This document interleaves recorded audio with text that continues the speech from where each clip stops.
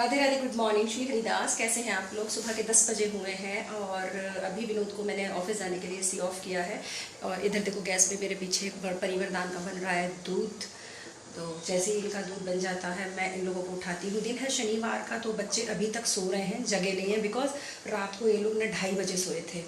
तो 2:30 बजे जब सोए हैं तो नेचुरल सी बात है, अब 10 बज रहे हैं तो अब ये उठेंगे। कोई बात नहीं, चलता है, कभी कभी चलता है, बट रेगुलर नहीं चलता है ऐसा।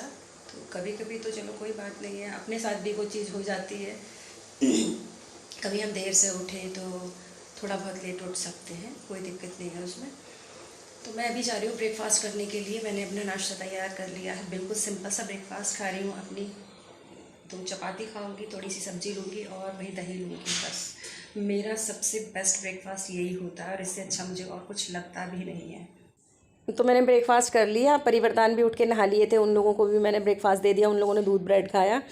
तो मैं अब आ गई हूँ यहाँ पे बैटिंग करने के लिए कि बेड पे चादर बिछा देती हूँ, सब चेंज कर देती हूँ। किसी ने मुझसे सवाल पूछा था कि मैम आपके बेड पे जो बेडशीट बिछी होती है वो इतनी स्मूथली कैसे बिछी हुई रहती है, कि हम लोग जब आपका व्लॉग देखते हैं हमने देखा कि हर समय आपकी चादर बिल्कुल भी मतलब रिंकल्स वाली नहीं रहती है, बहुत स्मूथली बिछी रहती है। तो मैं बता देती हूँ आज आप लोगों को कि मैं बेडशीट कैसे बिछाती हूँ। मैं अपने बेड की जो चादर बिछाती हूँ उसके चादर के चारों कोनों में नोट बांध लेती हूँ और नोट को चारों तरफ से दबा देती हूँ। तो आप देखना, करके देखना है इस ट्रिक को, तो आप लोगों की चादर ना कभी भी ख़राब नहीं होगी। और कोशिश करिए कि जो बेडशीट हो ना वो कॉटन की होनी चाहिए, क्योंकि जो थोड़ी सिल्क टाइप की बेडशीट होती है ना वो तो आप कितने भी एफर्ट्स कर लो थोड़ी बहुत श्रिंक हो ही जाती है, लेकिन कॉटन की जो बेडशीट होती है ना उनमें अगर नॉट लगा के इस तरीके से करोगे तो बिल्कुल नहीं निकलेगी।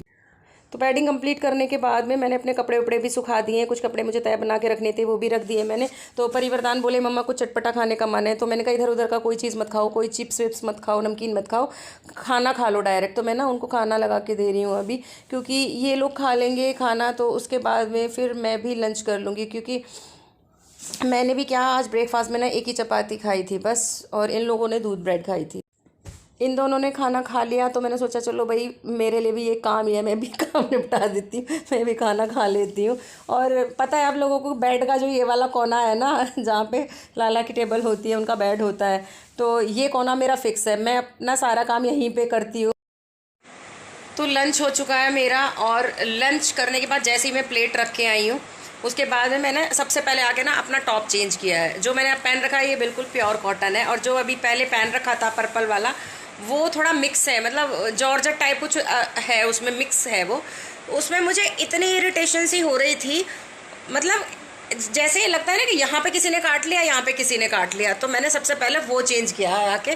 तो अभी मैं करूँगी थोड़ी देर के लिए रेस्ट, और मैंने अभी ना लाला के बेड पे चादर वादर कुछ भी नहीं बिछाई है, और लाला को मैंने अपने पास सुला लिया है यहाँ पे। ये देखो ये सो रहे हैं, अभी दिखा रही हूँ मैं आप लोगों को, क्योंकि अपने बेड की चादर भी मैं डेली चेंज करती हुई, तो अपने बेड पे भी मैं लाला को यहाँ पे बिठा लेती हूँ, यहाँ पे सुला लेती हूँ जब भी मेरा मन करता है, क्योंकि बेड की चादर डेली चेंज होती है इस वजह से। तो यहाँ पे देखो जहाँ पे मैं सोती हूँ ना बिल्कुल मेरे बराबर में ये लाला का बेड है, यहाँ लाला सोते हैं। तो दोपहर टाइम में जब लंच होता है ना तो लंच के बाद में मैं क्या करती हूँ, लाला को कंफर्टेबल करा देती हूँ, उनके सारे ऑर्नामेंट्स हटा देती हूँ, मुकुट वगैरह हटा देती हूँ, और खाली बांसुरी उनके पास में रहने देती हूँ, और उनको ना शयन करा देती हूँ 1.5-2 घंटे के लिए।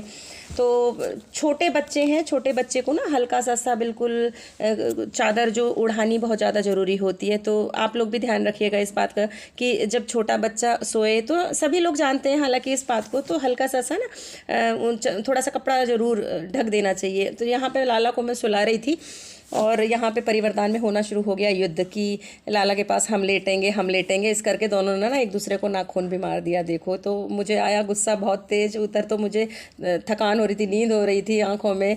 तो मैंने कहा मेरे को सोने दो, मेरे पास केवल लड्डू सोएंगे, तुम लोग भागो यहाँ से, पढ़ाई करो, ड्राइंग करो, कुछ भी करो, लेकिन अभी जाओ मेरे पास से, मुझे रेस्ट करने दो। और जैसे ही मैंने लड्डू को सुलाया उसके बाद में ना मेरे को भी ना बहुत तेज़ गहरी नींद आ गई, मुझे पता ही नहीं लगा कि मैं कहाँ पड़ी हुई हूँ।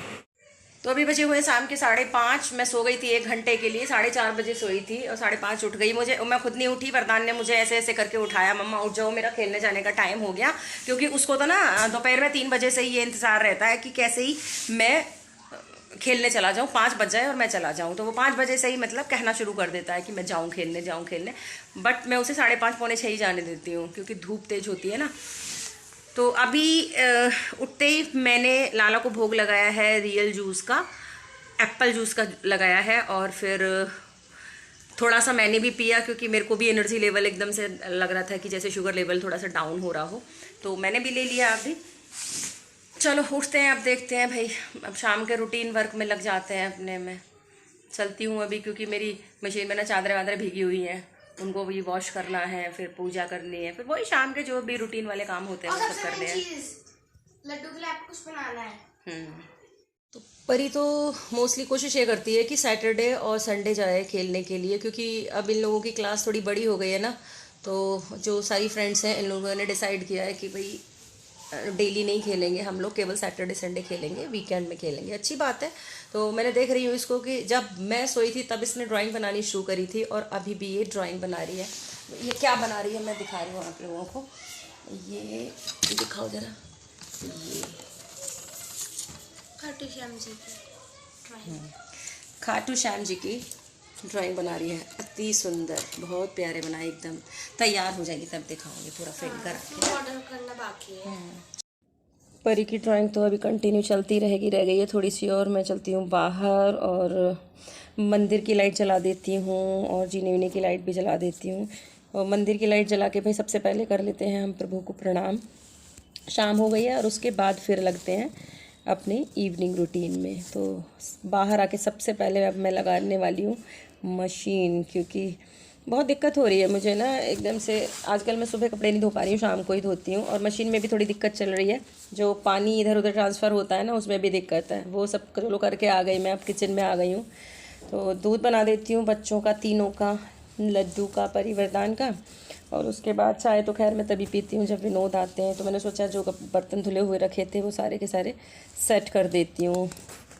तो शाम की पूजा करने के बाद में ना लाला को मैंने भोग लगा दिया मंदिर में ही, और मैंने ना डिनर की तैयारी करके रख दी, और आके तुरंत मैंने ना यहाँ पे मशीन रख ली अपनी आके। और मशीन को आज मैंने ना बेड पे ही रख लिया, इसलिए क्योंकि लाला भी यहीं पे बैठे हुए हैं, तो लाला के सामने ही उनके ये सारे कपड़े बनाऊंगी।